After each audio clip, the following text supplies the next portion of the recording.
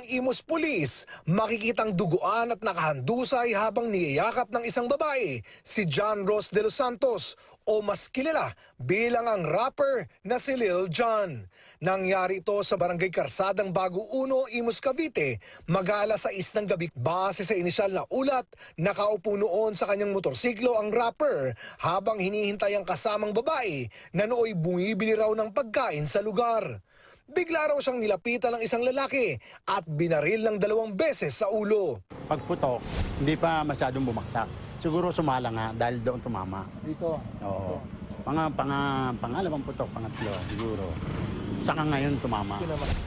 Ayon sa mga pulis, hindi taga roon sa lugar si Lil Jon at ang kasama niyang babae. Nandito siya sa Imus, dumadalo siya doon sa, sa kanyang live-in partner. Actually, nung binaril siya, kasama niya yung yung kanyang live-in partner doon. Ayon sa Hepin Love Triangle, ang anggulong tinutumbok ng kanilang investigasyon.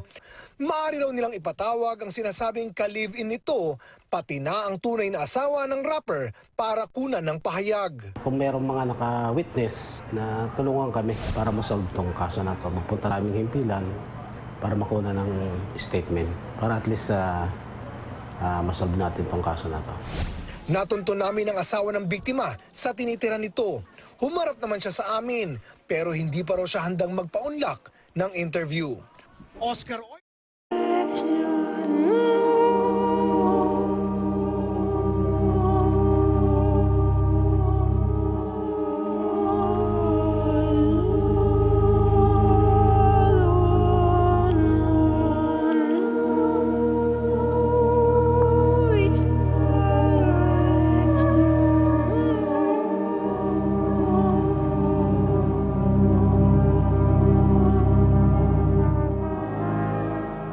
Mismong si Lil Jon, buhay na patunay doon. Kaya kung gagamitin mo lang sa akin yung mga pagkakamali ko sa nakaraang taon, hindi yan panabay tanga. Kasi kung nagkapalit lang tayo ng sitwasyon, baka nagpakamatay ka na. Ako'y nalugmok, nalungkot, pero imbis magmukmok, dumiskarte. Kumilos ng tahimik para wala kayong masabi.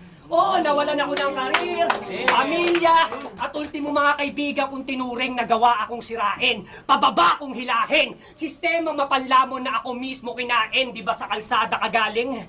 Pero kung usapang karanasan, wala kang pwedeng iyabang sa akin, kasi mas mabigat pa sa'yo mga binit-bit kong pasanin, kaya ngayon tatanungin kita kung sinong mas subog sa atin.